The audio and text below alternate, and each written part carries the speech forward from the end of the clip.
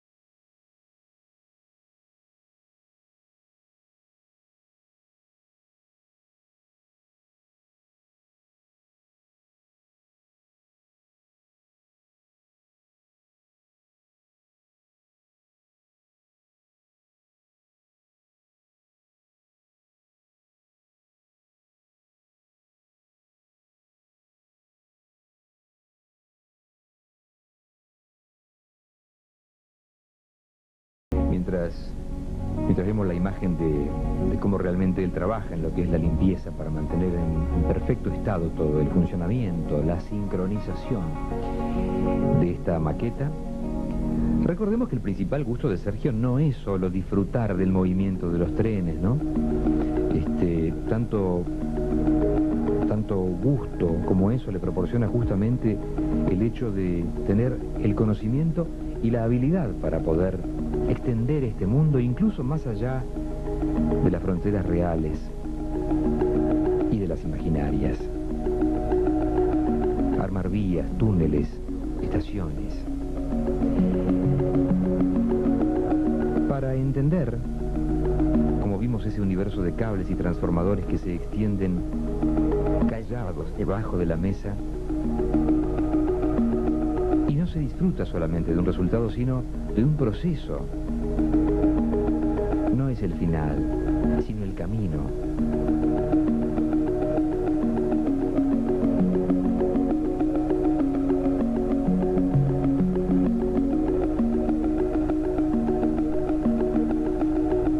Claro, porque muchas veces, después que se llega al final del trabajo, y cuando ellos tienen, los hobbyistas, ¿no? Me refiero, el orgullo de mostrarlo y decir, miren lo que he hecho, lo que logré, qué maravilla, que es cuando realmente el espectador, digamos, lo disfruta. El hobbyista ya está listo para comenzar otra cosa, porque realmente, el momento de goce que han tenido, de disfrutarlo, de vivirlo, de vibrar con lo que han hecho, ha sido durante la producción. Después lo disfrutamos nosotros.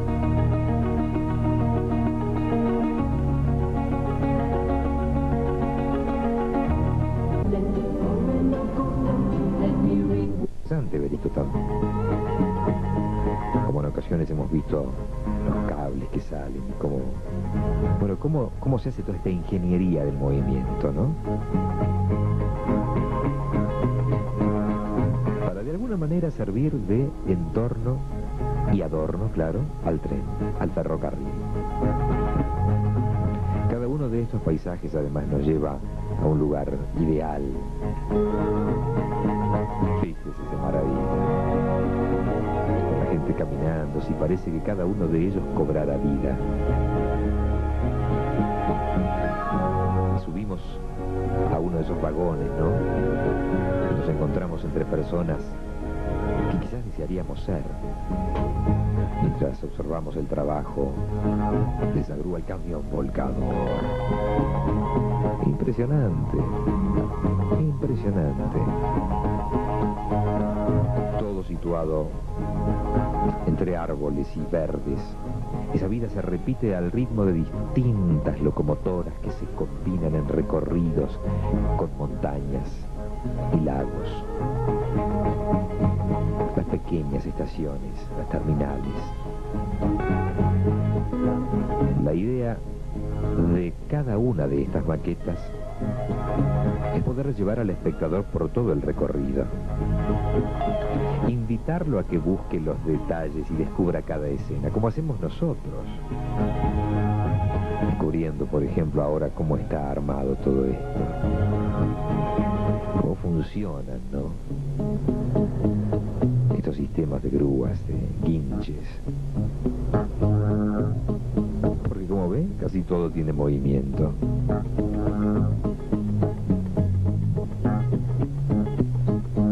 Y mientras tanto, el tren describe un límite dinámico. Y siguiendo la vista, nosotros descubrimos nuevos detalles. Hasta el deslizamiento, ¿no? De este, por ejemplo, para cargar los contenedores. Exactamente igual que en el puerto. Ahí está. ¿Y esto? ¿Cómo? Faltaría que volaran solos esos barriletes. ¿No vuelan solos? Ah, no. Está, me pareció. Todos en esta familia tienen una función. Como en las familias que vemos acá, unos los barriletes, otros juegan la ropa, otros descansan. Sí. ¿Qué va a hacer observando la vida de la naturaleza? No solo se deben armar y tender las vías con sus combinaciones y sistemas eléctricos, también se tienen que fabricar las casas, los paisajes, las calles. Todo es armado y diseñado por ellos, los Ferran. La playa, ¿no? Con las reposeras. Qué maravilla. Es admirable no solo el amor que ellos tienen por este hobby, sino también el deseo de que todos nosotros podamos compartir ese gusto.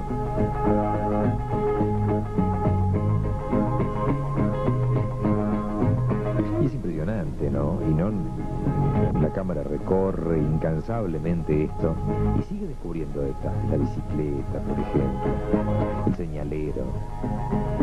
Y vio a la señora que estaba ahí también en la ventana. Fíjese las escaleras, ¿no? Y los balcones que hay en estos sistemas de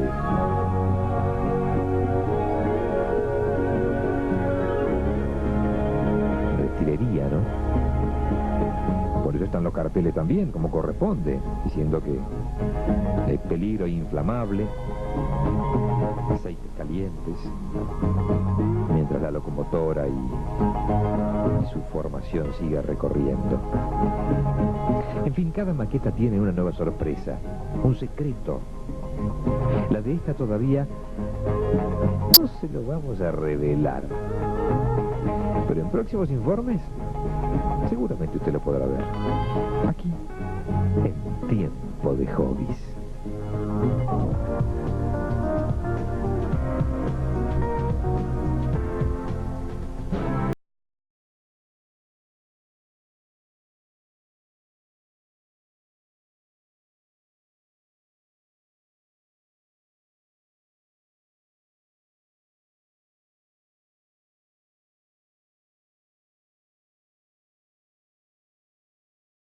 Bueno, este es uno de los accesorios más espectaculares para todo ferromodelista, que es la plataforma giratoria,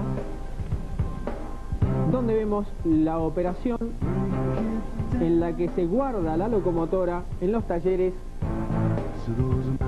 para, bueno, sería su reparado o su mantenimiento en el caso de las reales.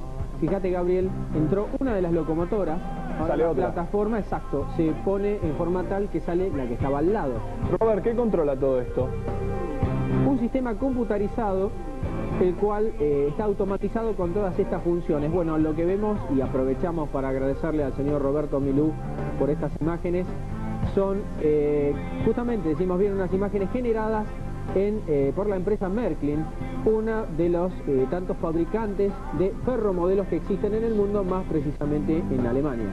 Quedé impresionado, Robert, con la toma anterior, La casilla al lado de la locomotora, realmente gigante la locomotora, Si uno lo llevase a la escala real, al tamaño real, tendría que tener por lo menos 4 metros de altura, Y veíamos un enganche, uno de los tantos tipos de enganche. Exacto, vos sabés que ese accesorio normalmente viene ya montado, premontado en los vagones y en las locomotoras, pero también te lo venden suelto porque están los ferrocoleccionistas, que a veces lo hemos dicho varias veces en el programa, y los ferromodelistas que modelan sus propios coches o vagones. Coches, siempre entendamos que están destinados a transportar público, y vagones destinados a transportar carga. Entonces ese accesorio te lo venden aparte si es que vos vas a modelar tu propio vagón o tu propio coche. Ya que estás hablando, Robert, de ferromodelistas y modelistas con mayúsculas, le tengo que enviar un saludo muy grande y dedicarle este bloque al señor Mantos, a quien nosotros apreciamos mucho, queremos mucho, le agradecemos mucho las cartas que nos envía, nos ayudan mucho a crecer, con sus críticas siempre constructivas, así que le dedicamos este bloque espectacular de imágenes directamente desde Alemania al señor Mario Barrientos. Un abrazo muy grande a él, y bueno, este sobrevuelo sobre este diorama, Robert. Siempre decimos lo mismo, ahí contra la pared, si no fuese por algunas marcas en la pared y las sombras que da la iluminación, estaría perfectamente decorado el cielo de fondo. Y bueno, así es notable que se trata de un diorama. Yo siempre insisto en que si la sala donde se está tomando y grabando esto fuese abierta, descubierta al aire, sería excelente, ¿no? Porque uno lo podría hacer pasar perfectamente por imágenes reales. Exactamente, Robert. En el cine vamos a ver ahora en el bloque de novedades, no nos adelantemos demasiado todavía, tiene que ver con el cine también el bloque de novedades. Justamente las maquetas y los dioramas son muy utilizados, ya que bueno, uno puede representar una ciudad o un aparato, un auto, un avión muy costoso a escala y darle vida. Y bueno, es allí cuando los realizadores de cine se preocupan en los filtros, en los tipos de luces, y bueno, muchas veces recurren a la luz natural, pero seguramente el realizador de este video quiso remarcar el carácter de modelo, que estos son modelos en escala 1:87 de estos trenes de Märklin. Exacto, vos sabés que todo lo que vemos alrededor, mejor dicho, dentro de este paisaje, está hecho totalmente con accesorios, algunos hechos por el mismo modelista, otros comprados. O comprados en forma de kit por lo menos, y trabajados y realizado totalmente el desgaste correspondiente para que se asemeje a la realidad por el propio modelista.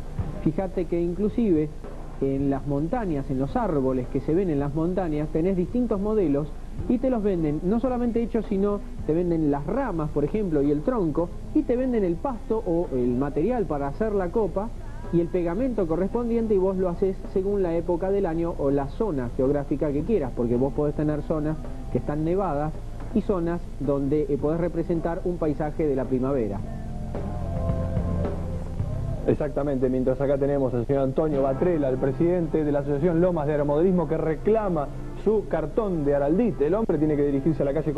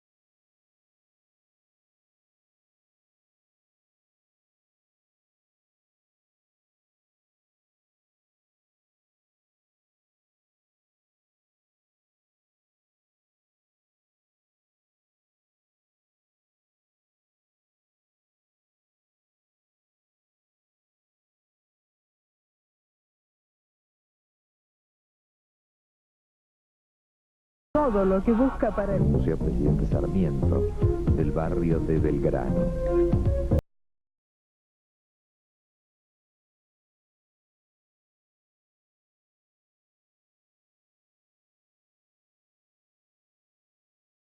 Muy activo, rodeado de una zona industrial como es un depósito de cemento, una refinería, una terminal de containers, tanques de agua y por supuesto trenes de carga, porque son fundamentales en las maquetas de esta familia.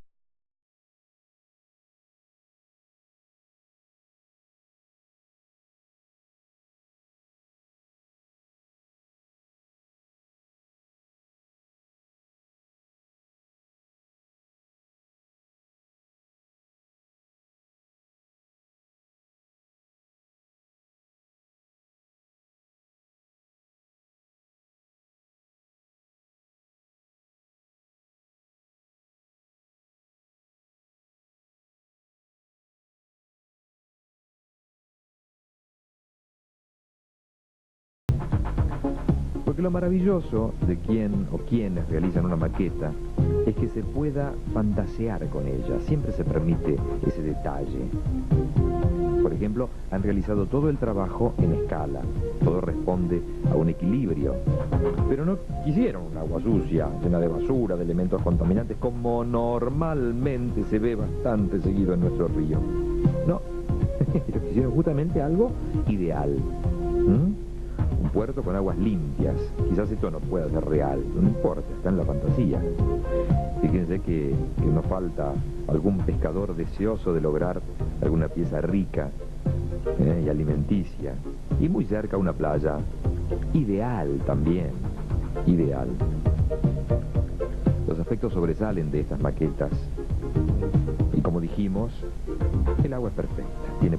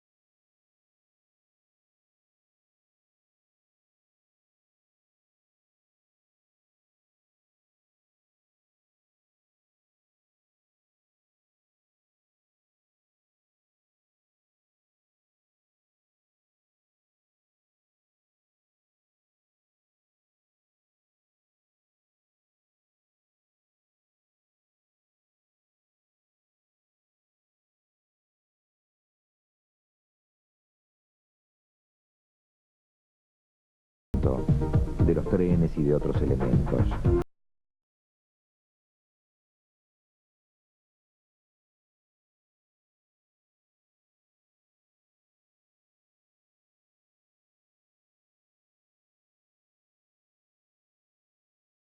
Es que cobra vida aún lo que no se mueve, porque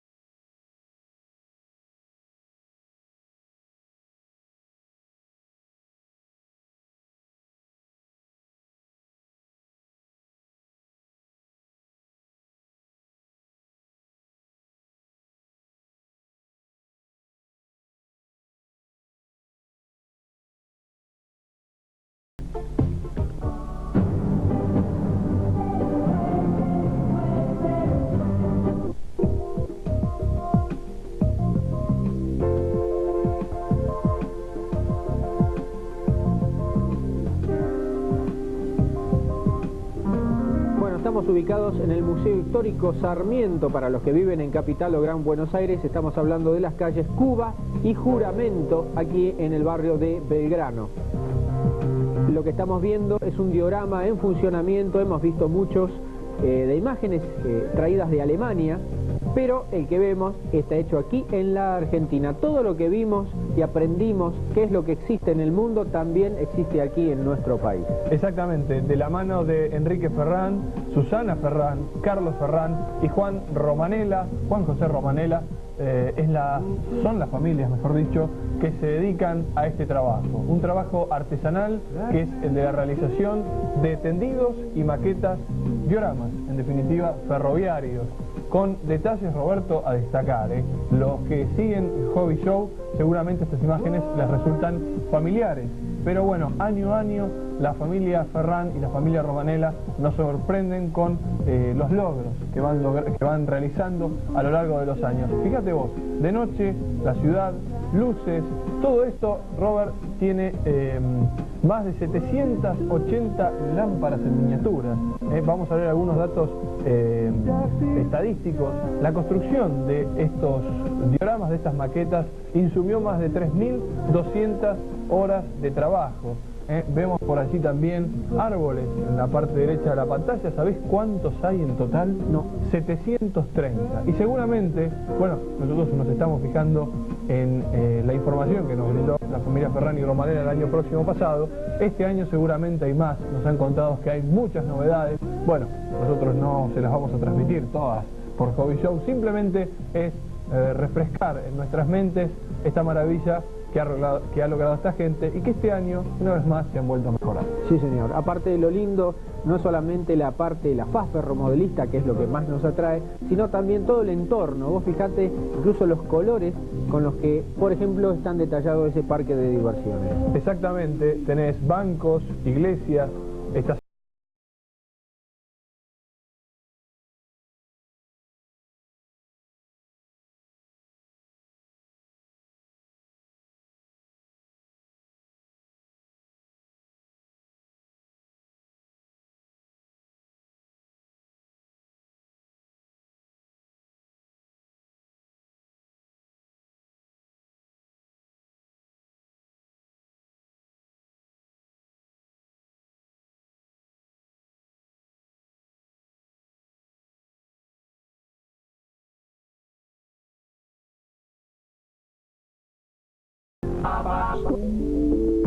Es esposa de Roberto Manuel Zaragoza y ella dice: jamás cuestionaría la actividad de mi marido.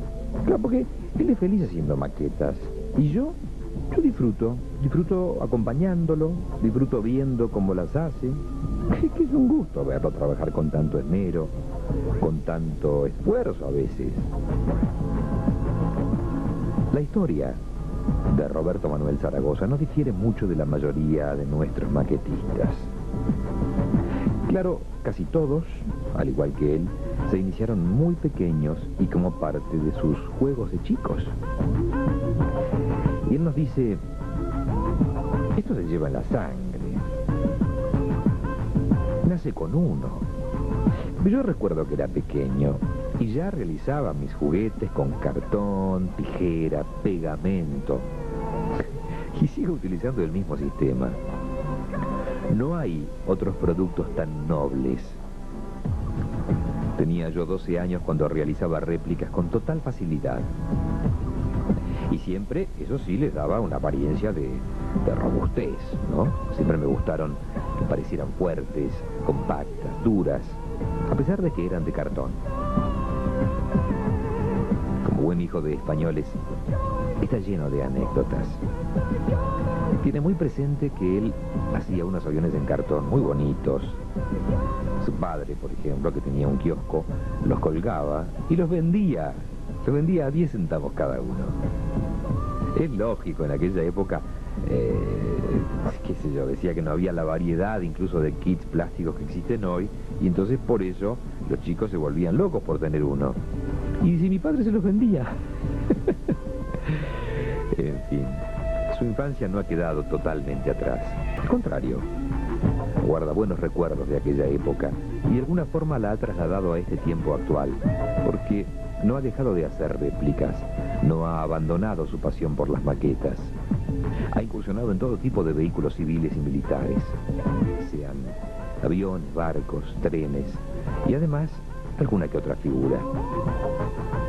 Claro, en algún momento tuvo que decidirse por un tema, porque había resuelto hacer una gran maqueta y pensó: no haré barcos porque no tengo agua suficiente para navegar.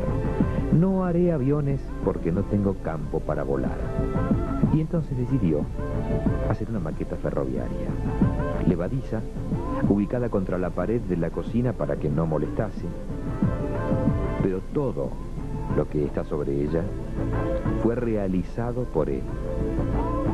La casa, las montañas, las personas, las máquinas. En fin, todo, absolutamente todo lo hizo él. Incluso los autos que están circulando por las carreteras. Pero nos confiesa que él no realizó el sistema mecánico. Lo compró. Y no quiso hacerlo, prefirió comprarlo, porque entonces así tenía más tiempo para trabajar con el resto. Está bien. Cada uno toma esas decisiones porque, como lo dice él, si de otra manera se goza más, está bien que así lo haga. Por supuesto, el cartón utilizado es el que se suele tirar después de comer pizzas o los ravioles, o cuando se pasa, por ejemplo, la sal a un frasco. Pero descubrió que el mejor cartón es el de un jabón en polvo. Es excelente, dice, es ideal porque es poroso y el pegamento además absorbe enseguida. Y sobre todo, acepta la pintura que él utiliza para este tipo de trabajos, que es de piroxilina, es decir, con eso se le da el acabado a los coches. Y el cartón, una vez que absorbió eso, queda como si fuese plastificado. 1,80 m por 2 metros es la medida de la base de este circuito ferroviario. La inició hace 22 años, cuando nació su hijo. En sus comienzos fue de menor estructura, fue creciendo con el tiempo, tal como su hijo. No siguió ningún patrón, solo fue haciendo cosas y las fue ubicando. Le pareció mejor hacerlo así. Le gusta, lo disfruta, la quieren, la cuidan, forma parte de la vida de ellos, son felices con esta realización. Y nos queda pendiente un final que veremos en otro programa.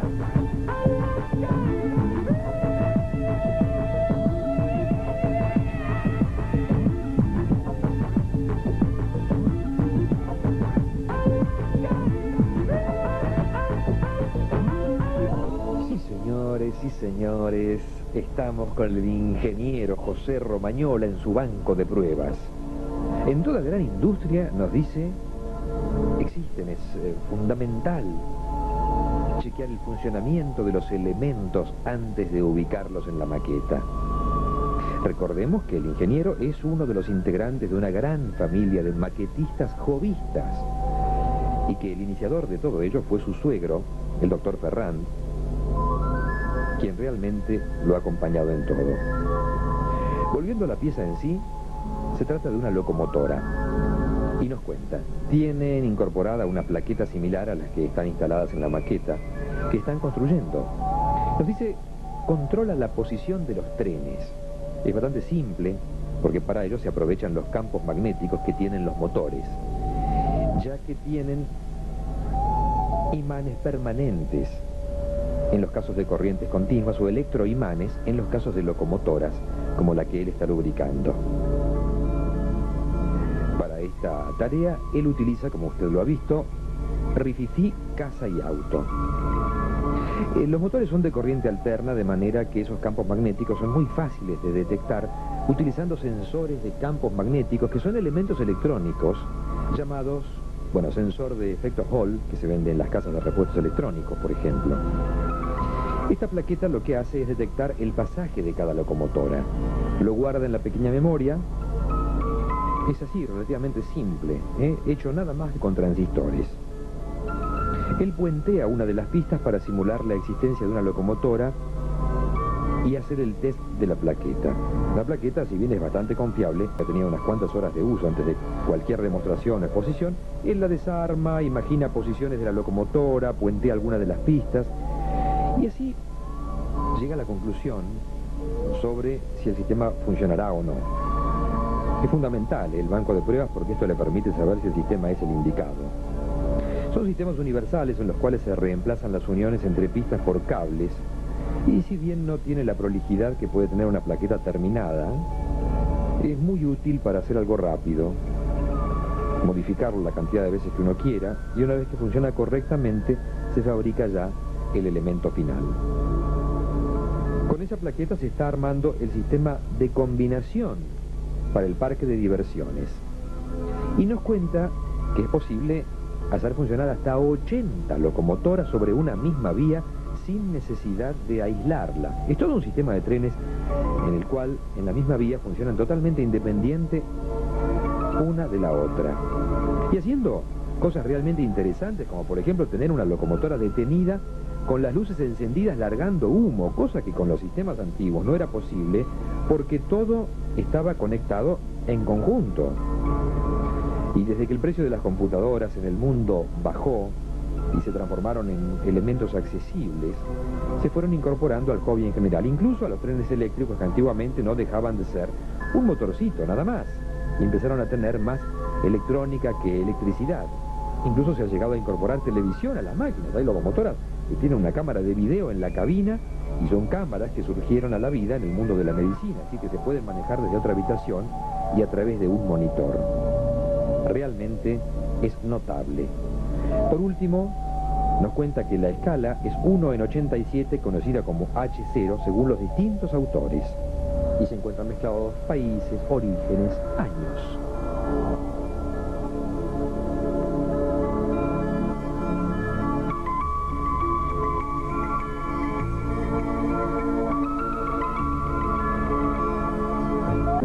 Muy bien, era el ferromodelismo a cargo.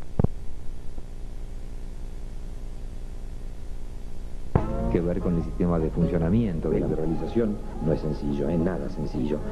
Supone la combinación de una gran dosis de creatividad y de conocimientos sobre electrónica e ingeniería.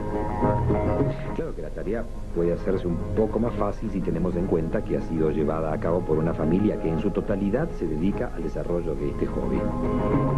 ¿Vio los esquiadores allí? ¡Qué grande, qué grande! No, si se va a sorprender varias veces más, ¿eh? Vemos paisajes de montañas, praderas, ciudades, pueblos. Un desarrollo dinámico, pensado para enmarcar el recorrido del tren y el paso a través de todos los paisajes. Mire esto, mire, fíjese, están asfaltando allí, está la máquina. ¿Se da cuenta que esto lo podemos catalogar dentro del ferromodelismo o dentro del modelismo? Un incendio, llegan los bomberos. ¿Usted se da cuenta de la maravilla de esto? ¿Qué querías? ¿Que bajaran los bomberos? Ahí está el dique también. No, si se va a sorprender como me sorprendo yo permanentemente cada vez que veo esto. Autos que circulan por las rutas y se detienen cuando baja la barrera por el paso del tren. Que debería hacerse más en la vida real. Luces en los semáforos, alumbrado público que le da un aspecto mágico al simularse la noche sobre esta geografía apacible, natural. Las situaciones que están representadas y que logramos encontrar mientras seguimos los recorridos de los trenes nos invitan de manera irresistible a participar en cada una de las escenas. El parque de diversiones, el club, el paseo por el campo, hasta un paseo en globo.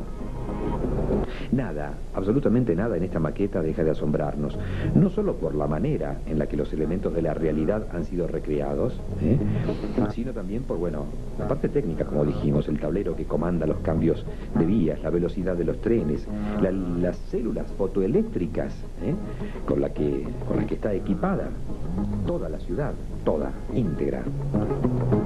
Y que además de esta manera permiten que las luces se enciendan automáticamente cuando, por ejemplo, las luces del recinto de exposición son atenuadas para simular la noche, para realmente avanzar en este ciclo vital que existe también en la realidad. Miren lo que son las fuentes, todo. No, eso es impresionante, impresionante. Sin quererlo, se cruza por nuestra cabeza la idea de querer estar ahí, ¿no? En miniatura, sobre la pradera, paseando en moto, sobre todo yo, mientras escuchamos el paso del tren. Ahí el globo del que le conté, ¿se acuerda? Ahí está, ahí lo tiene. Con esta maqueta, mire, no importa la edad, usted realmente siente el impulso de entrar a este mundo de especial belleza, de paisajes frescos, de trenes que los recorren para mostrarnos un mundo que existe, por lo menos en la intención y en la imaginación de todos nosotros. Cuéntenos acerca de esta maqueta, de la división que posee, ¿no? Sabemos que hay un sector que es la ciudad antigua, una plaza que la divide en dos partes, y la otra parte es una sala. Yo cuando procedí a hacer la maqueta esta, primeramente hice un plano. Eso se lo recomiendo a los hobbyistas. Hay que hacer un plano en escala, con compás, con regla, midiendo en escala, porque tiene que utilizar el dibujo en escala para poder después pasarlo a la realidad y que le coincida. Porque muchas veces se hace un dibujo a mano alzada y no coinciden los radios, por ejemplo, ¿no? Entonces, lo que usted creía que iba a entrar, después no entran, porque no iban las medidas. Entonces, hay que hacer como hice yo, un dibujo, que lo hice 2 o 3 años antes de hacer la maqueta, porque todavía no tenía el lugar libre como para poderla hacer, pero ya me hice los planos. Entonces, de acuerdo a esos planos, yo hice este proyecto.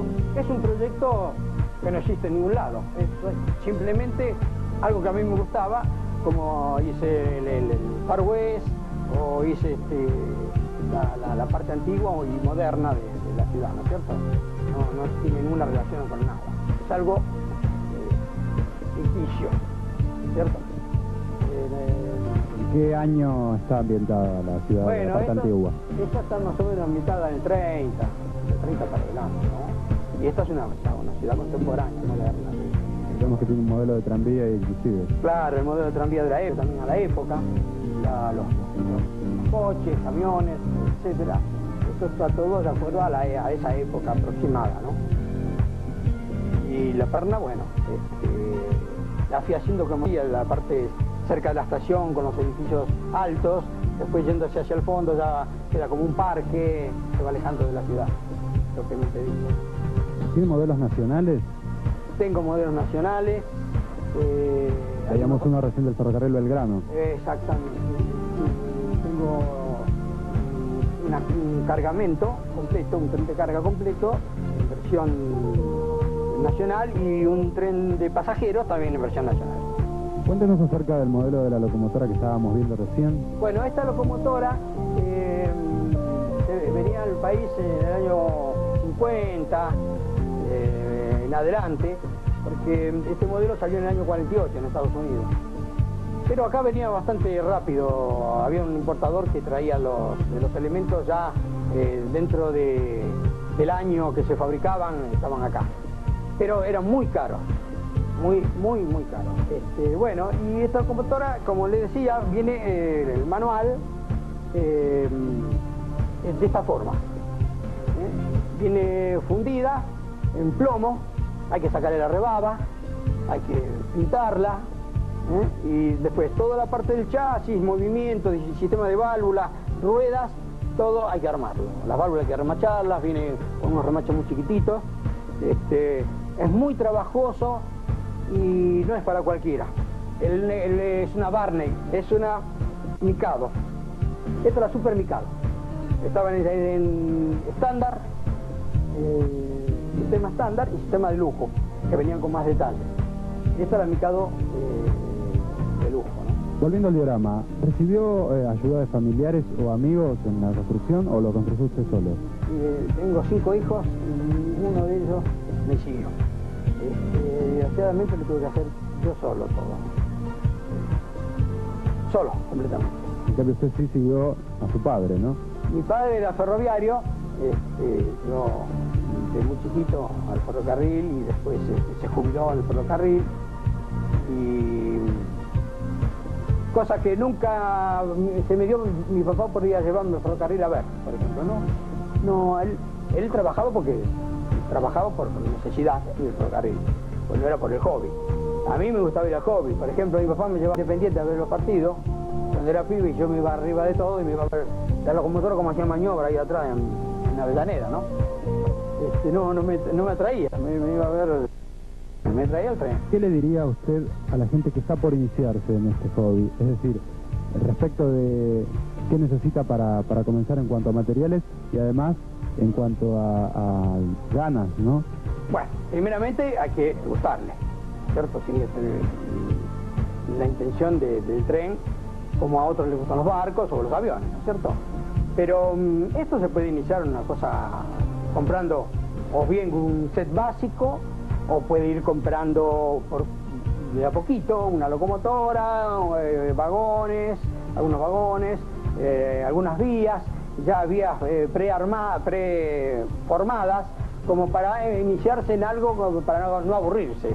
O sea, hacer andar el tren en una mesa, por ejemplo, con un transformador, que es lo principal, ¿no? El transformador, las vías y la locomotora. El resto lo va agregando después de acuerdo a la capacidad de compra que tenga, ¿no? Y después, si tiene algún lugarcito donde pueda poner, hacerse una mesita. Yo, por ejemplo, cuando no tenía esto, lo hice en el patio y lo hice sobre una mesa que se subía y se bajaba, ¿no?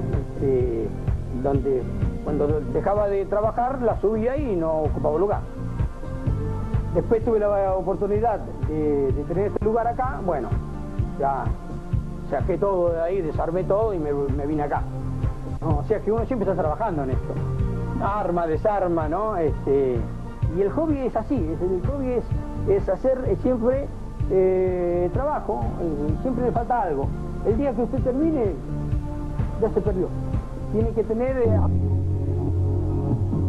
Bueno, yo soy Jorge Furno, cerramos una instalación eléctrica de un tendido de esta magnitud. El circuito que vamos a utilizar. Yo en notas anteriores dije que cuando uno inicia una etapa, siempre hay que hacer un plano, que es en escala mejor, para tener como referencia en el momento que todo lo que se proyectó en el plano se vuelque a la práctica. Es una forma de trabajar en forma ordenada y en el plano se pueden llegar a solucionar problemas que en la práctica después es difícil solucionar.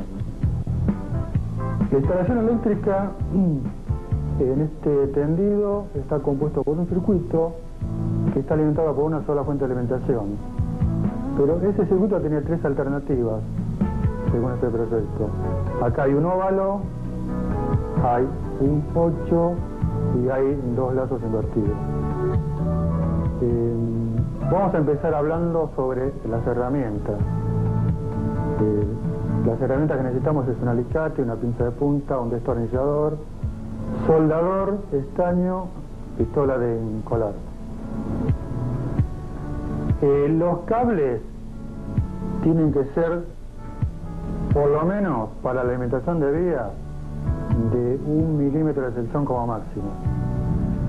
Es importante que los cables, cuando tienen mucha longitud, la sección sea importante para que no haya caída de tensión. Es decir, que yo si alimento un cable con 16 volts, en la otra punta tiene que llegar 16 volts también. Lo que tenemos que tener en cuenta son los colores de los circuitos del cableado. Acá en este caso usamos para el polvo vivo de las vías color rojo, para la masa el color marrón, para la iluminación color amarillo de envainado de cable, y azul y verde usamos para los retornos de los desvíos, las señales y los desenganches.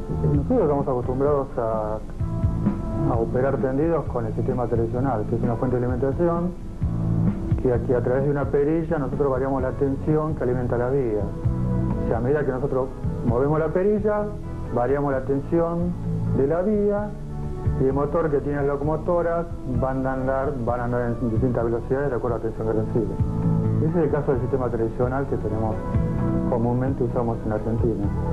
Hoy en día hay una fuente de alimentación que es digital, que la diferencia que hay con el sistema tradicional es que si yo tengo, por ejemplo, cuatro locomotoras en la misma vía, esas 4 locomotoras van a ser comandadas en forma independiente.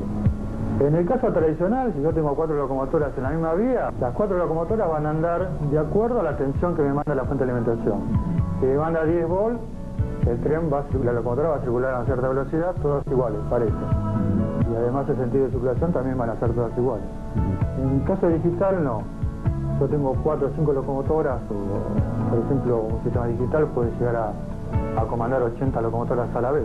Adentro de la locomotora hay un decoder, que es un decodificador, que codifica la señal que le manda la fuente de alimentación y traduce esa señal por ejemplo, en la velocidad, en la dirección de la locomotora, en el prendido y apagado de las luces, en el sistema que tiene para echar humo, en el equipo de sonido. Es un chip que está incorporado dentro de la locomotora. Este diagrama tiene un sensor infrarrojo que me comanda las luces de paso a nivel de la Cruz de San Andrés.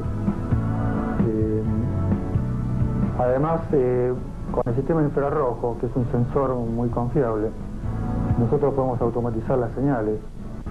O sea que una locomotora, una vez que pasa la señal, se pone en rojo y automáticamente después de cierta distancia se vuelve a poner en verde para darle paso a la locomotora que viene atrás.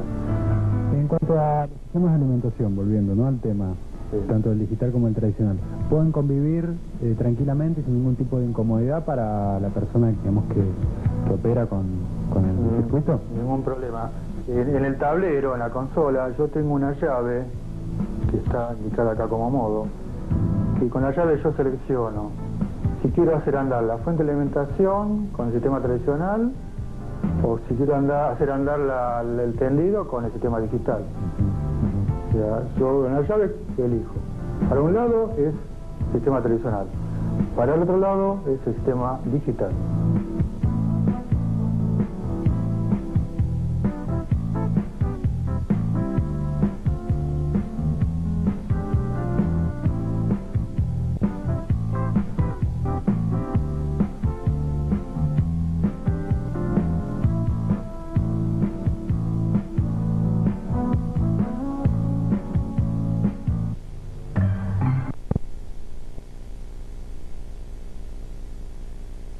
Metros 25 cada uno.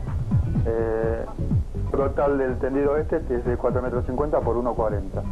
Yo primero desarrollo todo acá, veo todos los problemas que hay en el plano, lo hago en escala, estudio todos los inconvenientes que puedan tener, los cruces, estudio el sentido de circulación de los trenes, preveo dónde van a ir las construcciones. Todo eso el primero lo tengo que desarrollar en un plano. Una vez que lo tengo ya en el plano todo resuelto, lo vuelco a la práctica en la maqueta en sí. Y bueno, una vez que tengo armado el bastidor y colocada la placa, bien clavada y bien colada, empiezo a colocar, en este caso yo tengo varios niveles.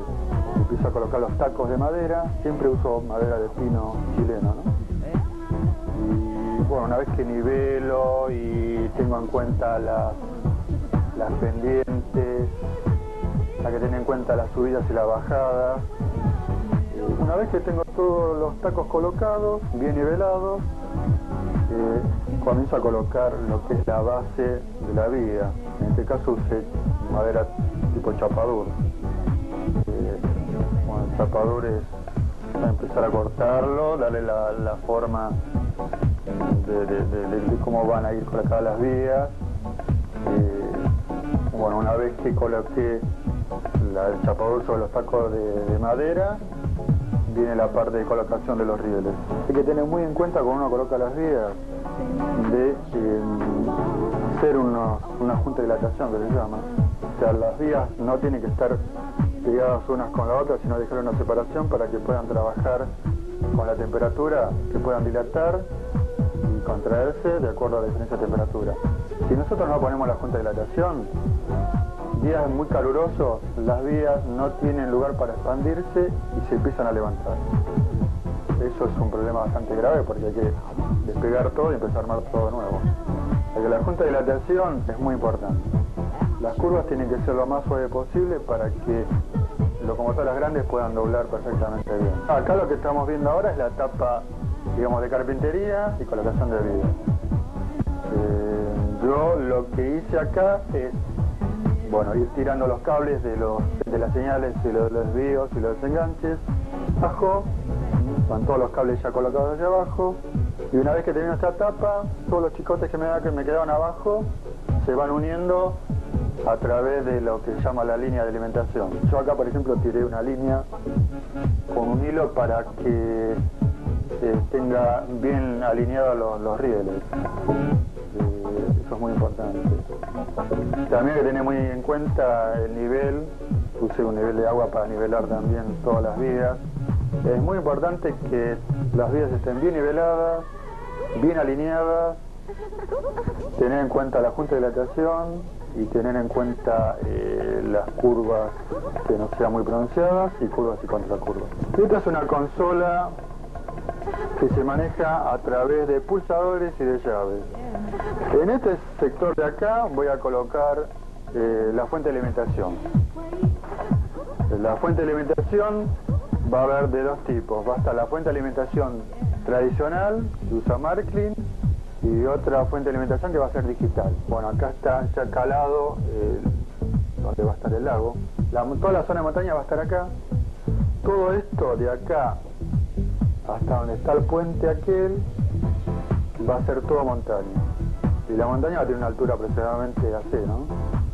Unos 80 centímetros, 70 centímetros. Y ahí me va a caer la cascada hacia el lago. Acá va a haber una zona rural, donde va a haber casas tipo alpinas, ese tipo de montañas, ese tipo de casas. Acá, en esta parte de acá, va a haber un viaducto. En todo este sector va a haber un viaducto. El tablero además tiene una llave que me comanda el movimiento de la plataforma giratoria, que es la que está con color azul. Tiene los pulsadores para los desenganches eléctricos. Tiene llaves vaivén con punto medio para operar las señales. Como ferromodelista experimentado que sos, ¿nos podrías dar algunos consejos, por ejemplo, para el mantenimiento de vías? Bueno, el mantenimiento de vías es muy importante porque si nosotros no limpiamos la vía continuamente significa por lo menos una vez por mes, una vez cada 2 meses, eso depende de la cantidad de veces que nosotros hacemos andar la maqueta, ¿no? Hay que limpiarlas porque el mismo polvillo del ambiente se deposita en los rieles y hace que las vías pierdan conductividad eléctrica. Y también el mismo movimiento de las ruedas sobre los rieles produce una carbonización del riel y eso ensucia las vías. Y eso hace que la locomotora se quede estancada en un punto del tendido o que disminuya la velocidad.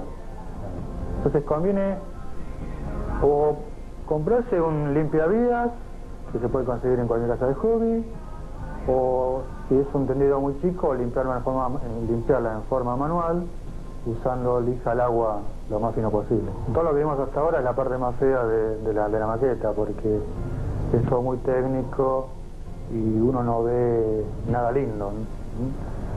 Una vez que nosotros pasamos a la etapa de decoración, tenemos que tener en cuenta que todas las etapas anteriores tienen que estar cumplidas. La instalación eléctrica tiene que estar totalmente terminada y probada. Las vías tienen que estar perfectamente colocadas. El tema de las vías es un tema que yo insisto mucho porque si las vías no están bien niveladas y bien alineadas, en el futuro vamos a tener problemas de que la locomotora se va a quedar parada en un lugar, nos vamos a desalentar y la maqueta va a quedar guardada en un rincón de la casa y no la vamos a usar más. Entonces por eso es importante que las vías estén bien colocadas. Una vez que nosotros probamos toda la instalación y vemos que todo anda perfectamente bien, pasamos a la parte de decoración, que como decís vos es una parte muy creativa y muy personal, porque cada ferromodelista decora su maqueta de acuerdo a su gusto. Esta es una maqueta que va a estar ambientada en un lugar de Europa, que puede ser Suiza. En cada extremo vamos a tener montaña. En el extremo izquierdo donde está la curva más amplia con las pendientes, va a haber montaña alta donde va a haber los túneles con sus respectivos portales de túneles. En este sector de acá va a haber montaña más baja, donde no va a haber túneles, y vamos a tener toda una zona de meseta. Con respecto a la construcción de montañas, ya que estamos hablando de la montaña, para construir las montañas hay que armar todo el volumen en tergopol, superponiendo planchas de tergopol pegadas con cola vinílica. Y una vez que armamos todo el cuerpo de la montaña, construimos la piel de la misma y la hacemos con yeso. O sea, mezclamos yeso con un poquito de acerrín y la volcamos sobre el cuerpo de tergopol de la montaña.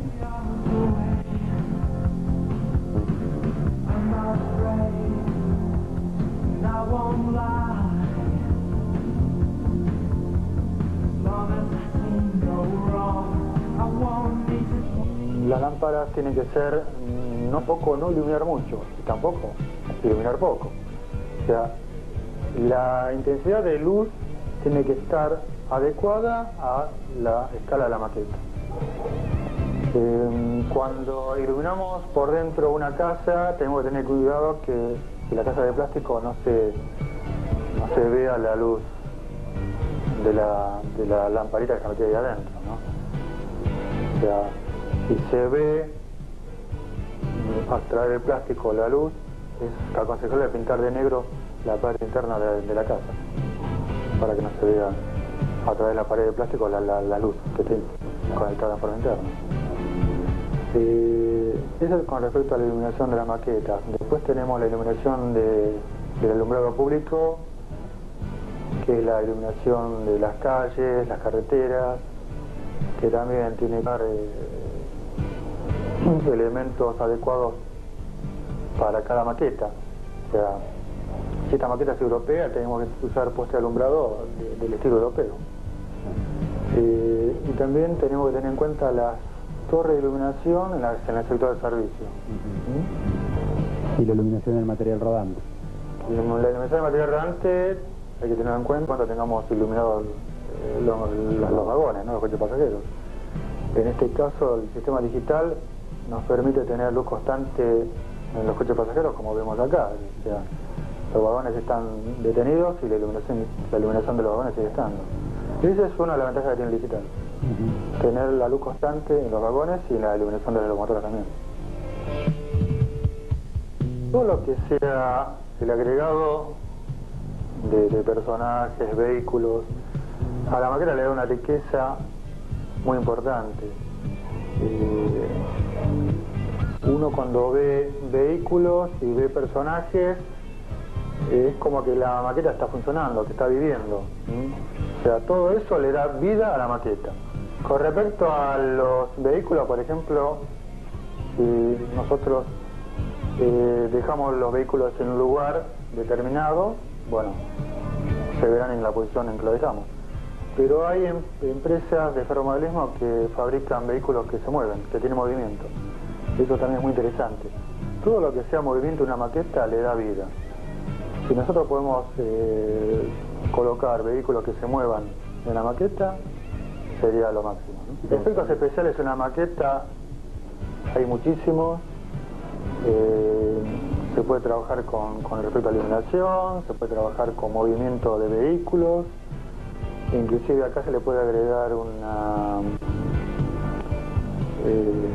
un teleférico, como tenemos zona de montaña, un teleférico que realmente se mueva. La parte decorativa es algo que lleva mucho tiempo porque uno empieza con la decoración con las zonas más grandes, o sea, la montaña, el lago, la zona verde, y a medida que va avanzando va llegando a los detalles, y los detalles justamente es lo que lleva más tiempo. También depende de la forma de trabajar de cada uno. Hay gente que trabaja rápido y bien, y hay gente que trabaja bien pero lento. Yo siempre aconsejo de que un ferromalista que se inicia en un hobby como este no sea ansioso, porque todos los ferromodelistas se enloquecen, son muy ansiosos, quieren terminar todo rápido y ahí es donde se cometen los errores. La ansiedad hay que controlarla, hay que trabajar tranquilo, disfrutando con lo que se está haciendo, ver imágenes de revistas especializadas. Hoy en día en el país hay mucho material para ver, hay videos especializados en tendidos. Y bueno, el tiempo aproximado, por ejemplo, para la decoración de este tendido, y es aproximadamente 2 meses y medio, una cosa así. Eso es muy relativo, ¿no?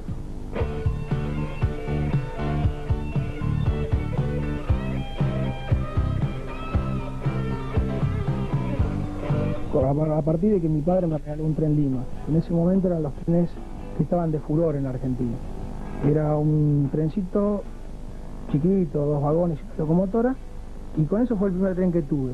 Pero puntualmente lo que me llamaba la atención de los trenes eran que no eran iguales a los nuestros. Y lo que me llamaba la atención de los trenes de Argentina era el ruido que hacían al andar.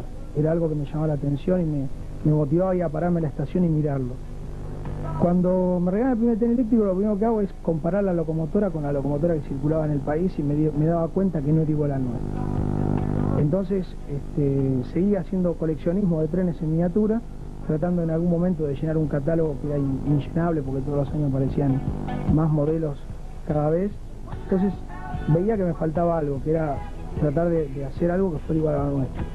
Entonces entraba a buscar información en revistas, en ese momento lo único que había era revistas para mirar importadas encima, a ver dónde podía conseguir los materiales como para hacerlos a mano, si existía esa posibilidad de hacer los modelos en escala.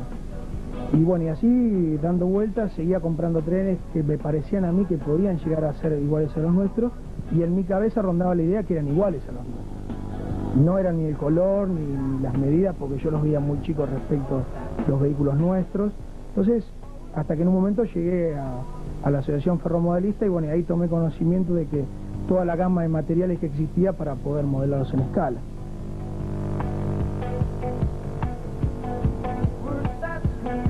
Mis primeros modelos fueron de vagones de carga porque era el material más fácil de modelar. Cuando una persona empieza en el hobby, no puede empezar por un producto que en definitiva es difícil. ¿Por qué? Porque debe crecerse dentro del hobby en etapas. Y para mí se debe empezar por los vagones más sencillos. En ese momento, lo más sencillo que había para mí era hacer vagones de carga. Entonces empezaba a hacer vagones de carga. Obviamente, sin el conocimiento, sin los materiales adecuados, los vagones salían fuera de escuadra, se pintaban en ese momento a mano. Yo no conocía las técnicas de aerógrafo todavía. Entonces hacíamos los modelos a mano. Y en vez de usar estireno, que es el material más comercial, y la madera, se usaba papel, cartón, papel ficha, porque eran materiales más fáciles de maniobrar con una tijera y con un lápiz. Entonces con eso, ahí empezaron a hacer los primeros vagones, que fueron, gracias a Dios, creciendo con el tiempo en cuanto a la calidad del trabajo, en cuanto a la calidad de terminación, en cuanto al concepto global del ferromodelismo en sí, ¿no? Yo tengo una concepción distinta de lo que es el ferromodelismo y hago una separación muy tajante a lo mejor respecto de lo que es ferromodelismo y lo que es ferrocoleccionismo. El ferrocoleccionismo es aquella persona que compra el tren en miniatura ya realizado y lo monta sobre una vía o sobre un diorama. Ese, a mi modesto entender, es el ferrocoleccionista. El ferromodelista es aquel individuo que se basa en un plano, busca los materiales, se arma de la información que rodea un modelo y lo construye en escala. Esa persona que tiene la habilidad, la virtud y el conocimiento de volcarlo en los materiales, ese es para mí el verdadero ferromodelismo.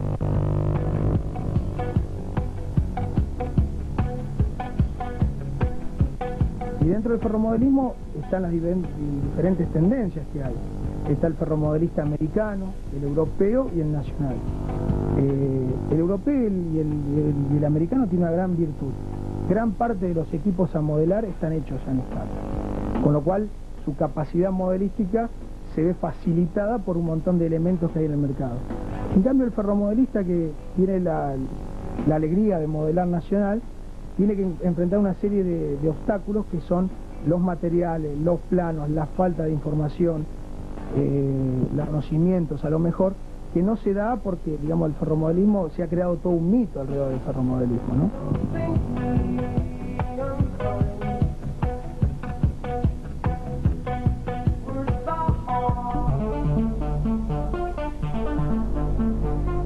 Cuando yo tengo una idea de construir un modelo que tiene que llamarme la atención por algo. Yo digo que todos los modelos que yo he realizado en escala tienen algo. Tiene algo que los motivó a realizarlo, ya sea porque uno los compartió en un viaje o porque tiene características técnicas diferentes a los demás, o bien porque le traen a uno un recuerdo en particular.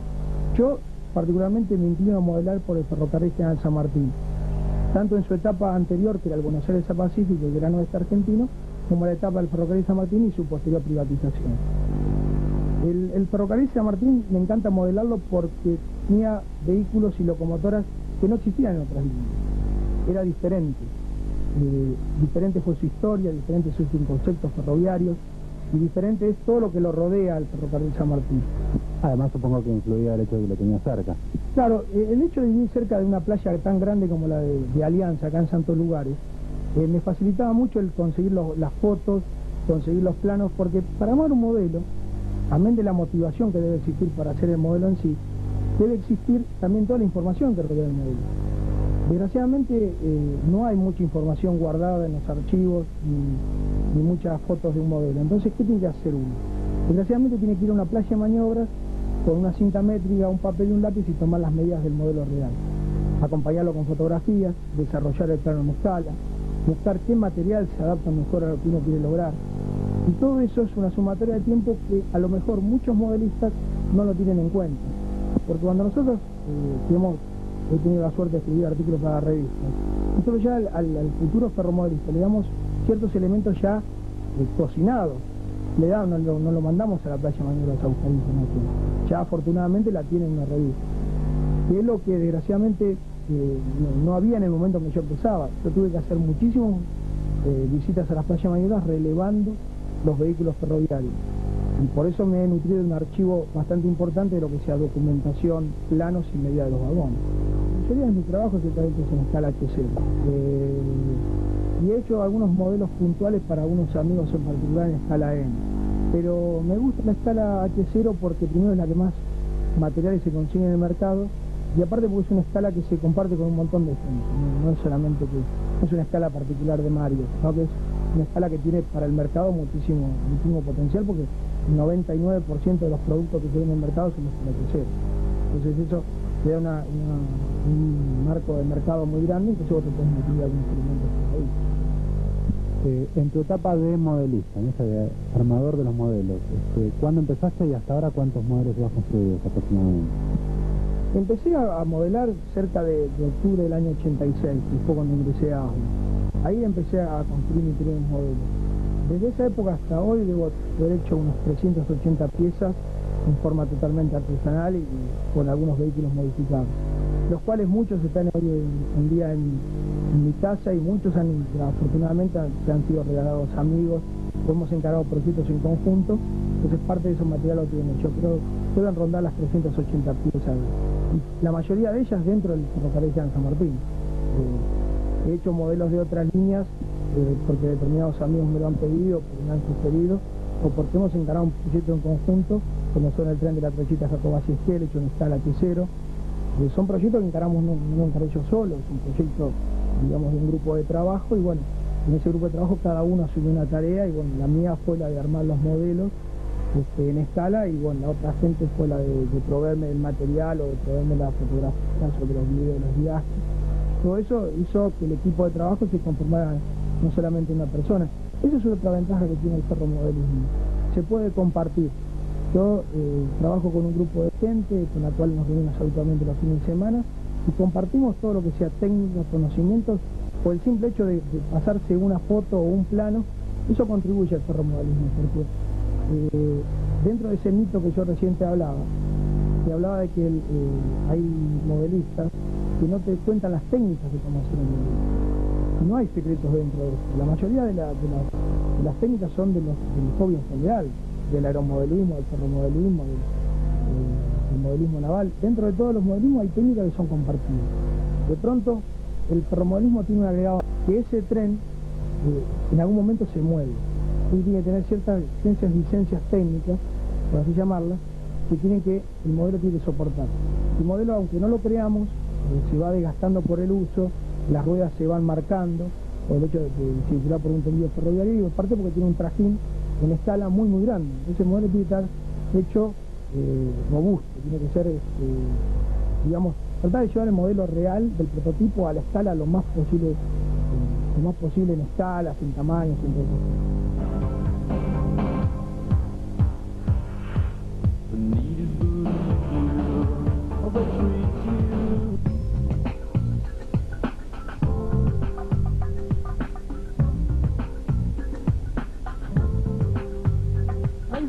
Hay dos vertientes que alimentan el tema de qué modelo realizar. Es el conocimiento puntual del modelo, que uno va y lo releva, lo conoce, lo mira, cuáles son los detalles técnicos.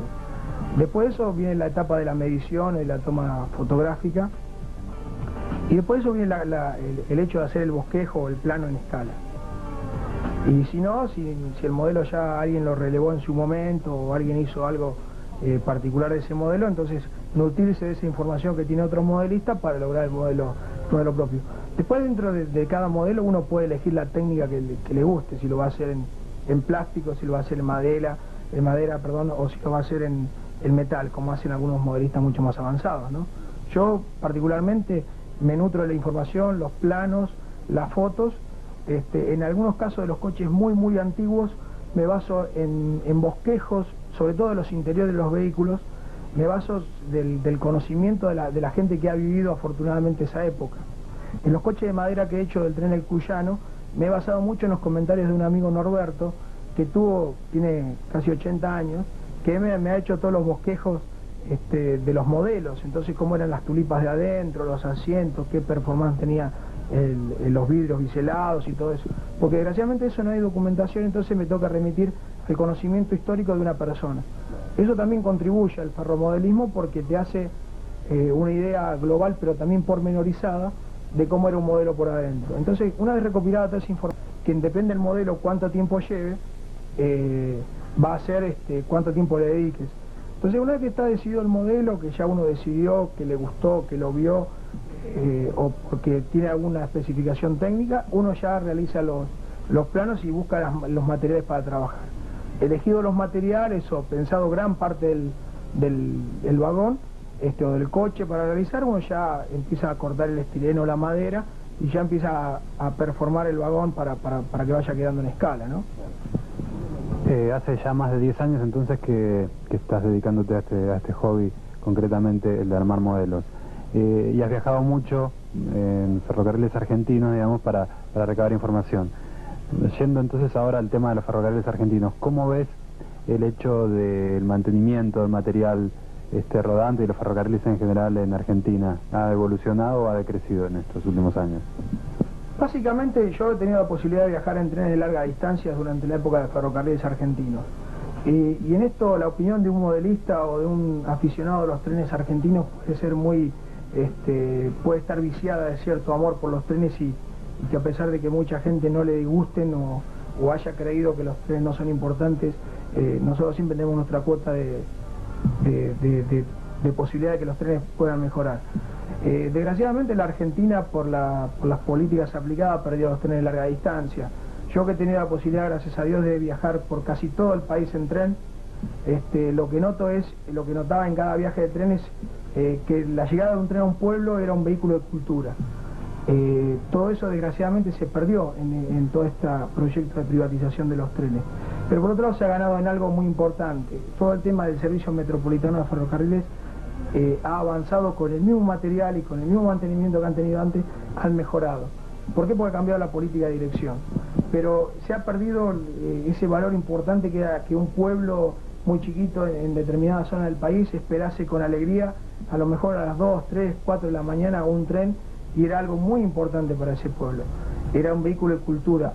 Yo no conozco gente que vaya a una terminal de ómnibus a esperar un ómnibus. En cambio el tren sí, ¿por qué? Porque la magia de la locomotora, del tren, de ver toda esa magia que rodea los trenes, esos pueblos la siguen extrañando. Por eso gracias a Dios, hay grupos de gente que se dedica a rescatar ese material, a tratar de conservarlo y de guardarlo porque el tren es cultura en su momento. Y desgraciadamente hoy esa cultura no llega al interior por muchísimos factores.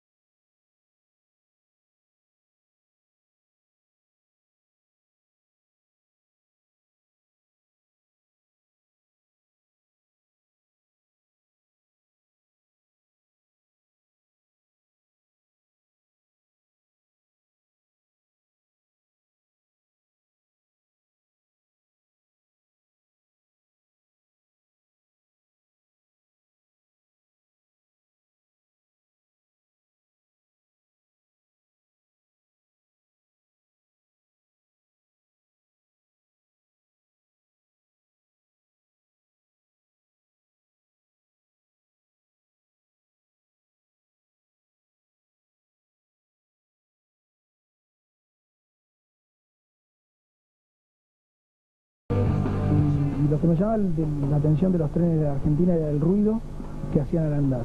Era algo que me llamaba la atención y me motivaba a ir a pararme a la estación y mirarlos. Cuando me regalan el primer tren eléctrico, lo primero que hago es comparar la locomotora con la locomotora que circulaba en el país y me daba cuenta que no era igual a nuestra.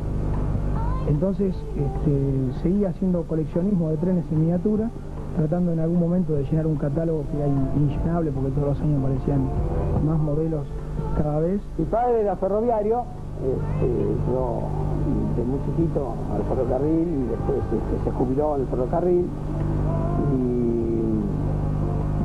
cosa que nunca se me dio, mi papá podía llevarme al ferrocarril a ver, por ejemplo, no, él trabajaba por necesidad en el ferrocarril, pues no era por el hobby. A mí me gustaba ir al hobby, por ejemplo, mi papá me llevaba a la cancha Independiente a ver los partidos, cuando era pibe y yo me iba a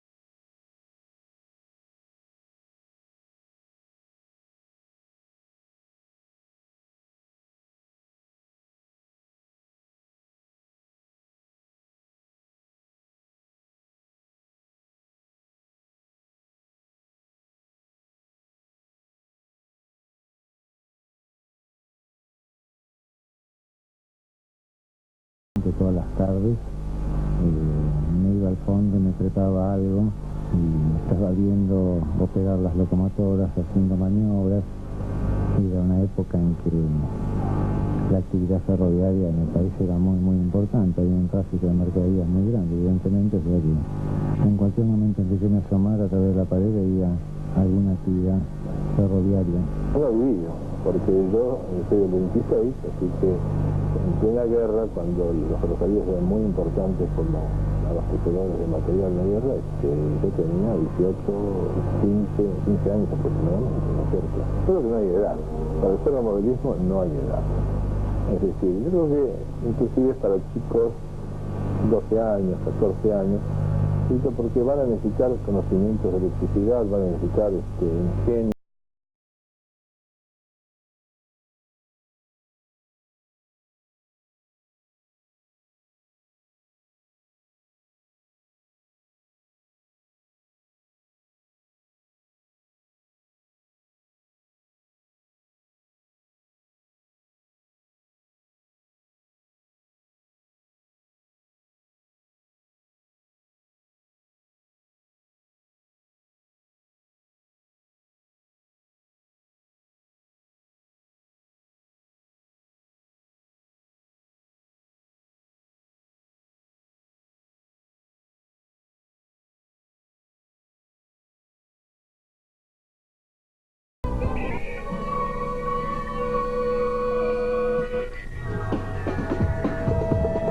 mucho antes de salir fue mi gusto por el ferrocarril desde chico, siempre fui muy entusiasta de los trenes.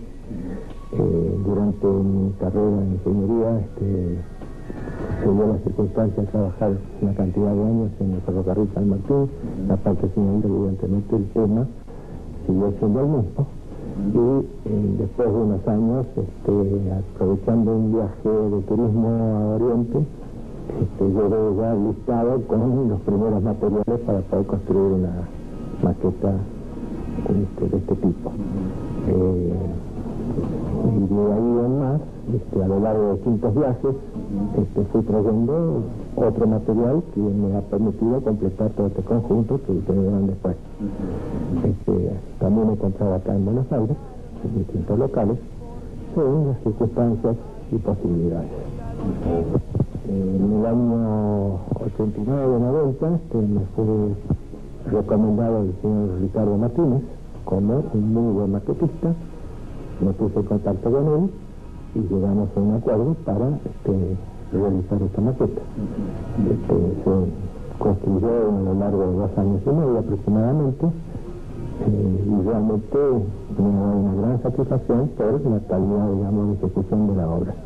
El diseño, digamos, de los circuitos de rieles, un poco venía de época antigua, de una idea mía de cómo quería, digamos, el tipo de circulaciones, que fue lo que le transmitió a San Martínez. Y le agregó toda la parte artística, la parte técnica. Y básicamente tiene un par de vías paralelas, similares a un circuito local de cualquier servicio suburbano, y tiene otra vía independiente que es similar a una vía de trecha de línea simple del interior del país. Después tiene una playa de cargas que se conecta con ambos circuitos, una terminal grande tipo retiro que se conecta con los servicios suburbanos, y una playa de locomotoras. Ese es un poco el diseño general de esta instalación.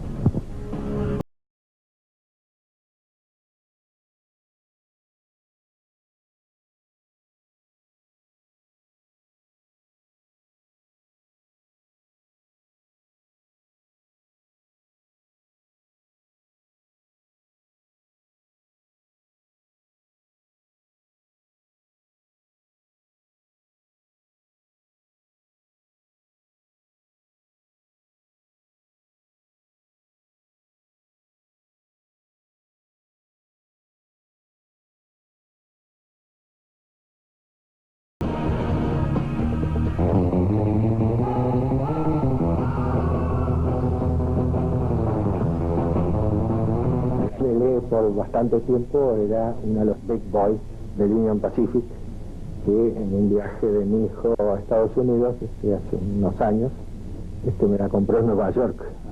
Esa era la locomotora realmente la más grande, creo que del mundo, y la locomotora real se construyó para el Union Pacific, creo que unas 25 unidades,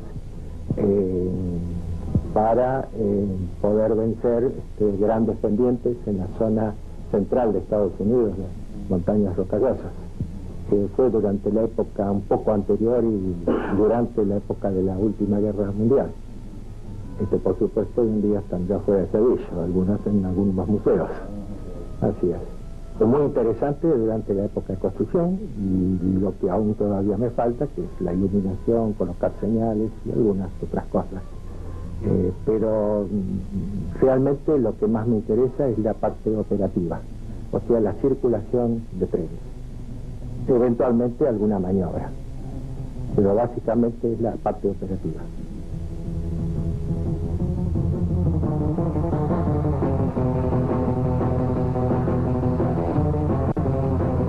¿Qué opinan sus familiares y amigos de este diorama? Bueno, realmente están, cada vez que ven esto, realmente quedan maravillados, digamos, por lo grande y por la calidad de la ejecución de la maqueta.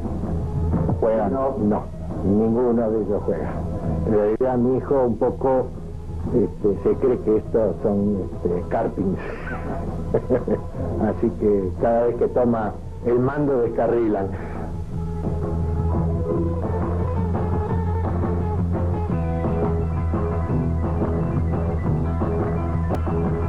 ¿Qué le diría usted a la gente que a partir de ver esta nota se entusiasme con el ferromodelismo y quiera empezar a construir su propio diorama?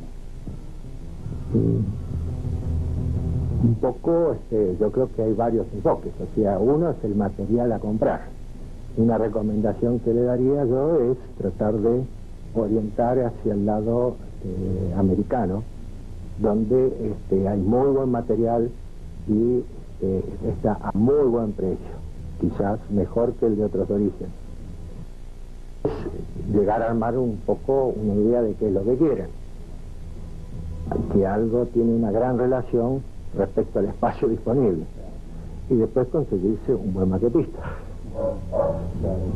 Usted, hablando del espacio, se ha construido su propio búnker. Así es, después de unos años hemos podido construir este subsuelo que me ha dado un buen espacio, ¿no es cierto? Construido especialmente para ubicar su diorama. Esto sí. Un poco también las características de paso, ya que tiene que ver con el tren de esta cosa. Bueno, esto es una especie de quinto, en realidad el espacio es el del quinto de la casa. Gracias a esta idea de haber sumergido un poco en el subsuelo a este lugar para el hobby, ha permitido arriba hacer realmente una sala de estar, que es una especie de quinto, una parrilla. Para que quede todo bien dentro de la familia, ¿no? Así es, no haya problema en la familia. Bueno, yo nací en Tigre, y así que a una cuadra vivía ahí de lo que era el Mitre, y qué sé yo, era permanentemente estar mirando los trenes y demás,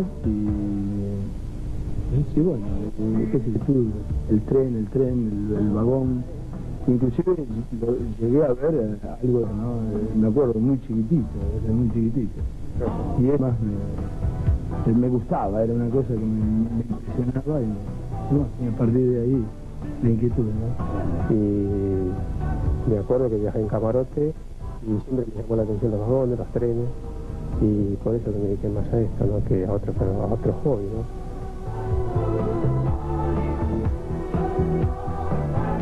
Más bien tiran un ferrocarril norteamericano, sistemas todos escanos, las locomotoras norteamericanas, vagones, todo, o sea, no hay mezcla de... Ustedes ya conocen a Sergio Saike, ¿no? Un ferromodelista desde su juventud, que no ha dejado, en la medida de sus posibilidades, de cultivar, de